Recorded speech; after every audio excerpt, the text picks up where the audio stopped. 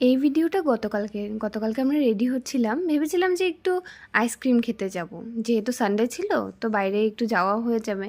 এই ফাঁকে আমরা একটা ভিডিও শ্যুট করে নিলাম। এটা ছিল যেহেতু বেলেভেটের একটা রিভিউ দেবো বলে ভেবেছিলাম।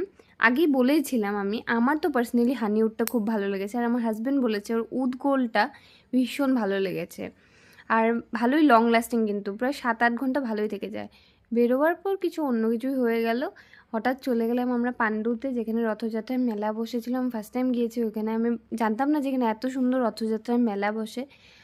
যাওয়া হয়নি, কিভাবে আর জানবো। তো যাই হোক, আমার গিয়ে খুবই ভালো লেগেছে। আগামী রবিবারে শুনেছি ফেরার রথেও, মানে উল্টো রথেও আবার মেলা বসবে, তো আমি নিশ্চয়ই যাব। তখন আমি একটু ডিটেলসে ভিডিও দেব। আসার পথে এখানে দেখেছিলাম আমরা উত্তর গুয়াহাটি ইস্কন মন্দির থেকে রথযাত্রার জন্য রথ নিয়ে বেরিয়েছে। তো গতকালকের দিনটা আমার খুবই ভালো কেটেছে। তোমরা কোথায় বেড়াতে গিয়েছো গতকালকে নিশ্চয়ই জানাবে কমেন্টে।